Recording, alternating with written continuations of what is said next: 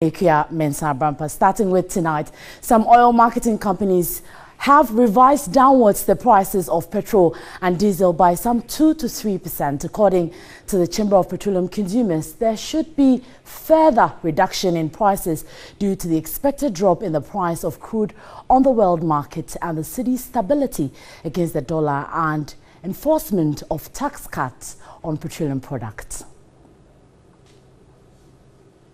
Nima branch pump station showed petrol was selling at 4.26 cedis from the earlier 4.32 cedis, while diesel was selling at 4.22 cedis from the earlier 4.26 cedis.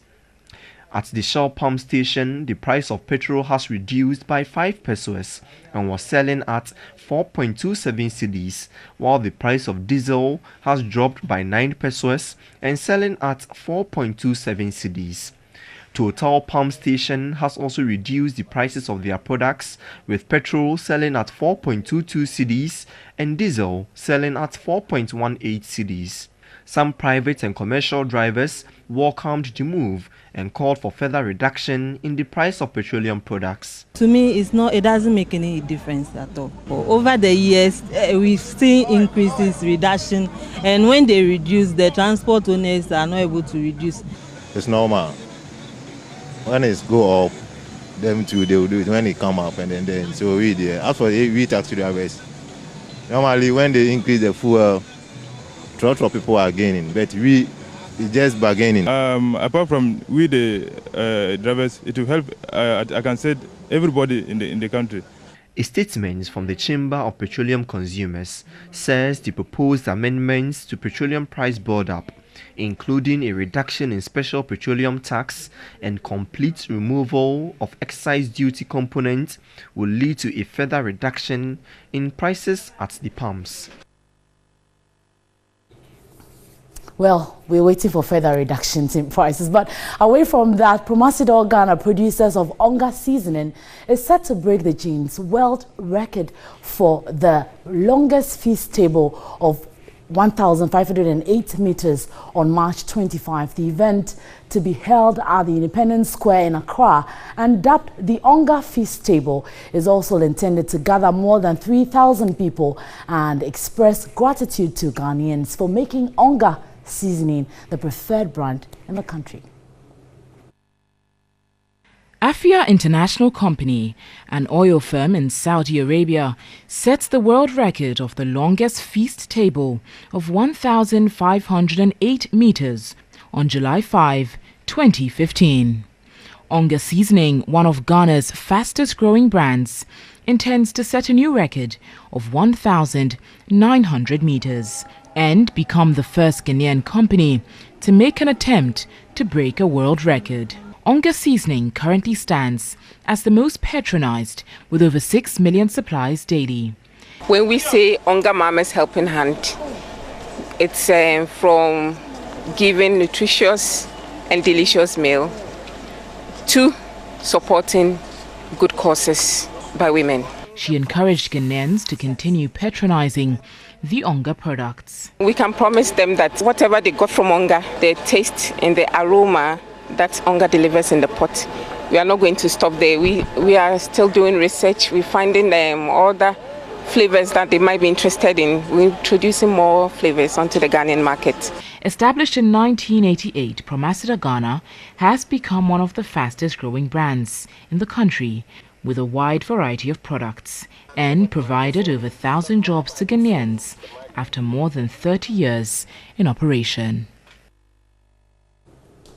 And Managing Director of Nestle Ghana, Frida Duplan, has reiterated the company's resolve to use local raw materials in production. She was speaking at the media launch of Nestle Ghana's 60th anniversary celebrations.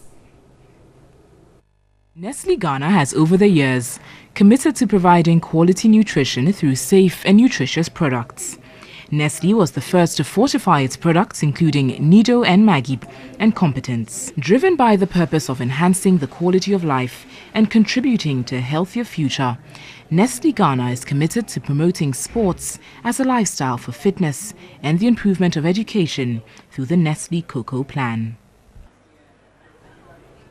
And the Ghana Investment Promotion Center has completed visibility studies to enable Ghana partner Mauritius in the construction of new factories in the country. Mauritius has shown interest to support Ghana implement government's one district, one factory policy. The NPP government's promise of building one factory for each district of the country is receiving the needed support. On March 9, the chief executive of the Ghana Investment Promotion Center led a 30-member delegation to Mauritius to explore investment opportunities. Of particular interest was the one district, one factory policy. Mauritius picked Ghana as the first country that they wanted to have strong investment and trade relations with. Although their GDP is about $6 billion, Mauritius in itself manages about $28 billion worth of investment money, which they believe they can deploy to invest on the African continent. Ghana, on the other hand, is in a very well-positioned place for both trade and investment. We will submit to the Mauritius BOI the master plan for the one district, one factory, so that they will see the opportunities that are available. The 4-day mission also included heads of private companies and other key industry players. The other outcomes of the mission include the signing of the double taxation agreement, which will subject the taxpayer to only one tax agreement, and the negotiation of an eventual investment promotion and protection agreement. The Chief Executive Officer of the Ghana Investment Promotion Center, Mr. Yofi Grant, encouraged Ghanaians to dialogue with the center on investment opportunities. He assured Ghanaians of reviewing and re-engineering the GIPC law to make Ghana the most business-friendly country in Africa. The GIPC has registered 72 companies from Mauritius so far. Over the last 4 years, the center has attracted $2.5 to $3 billion of investments.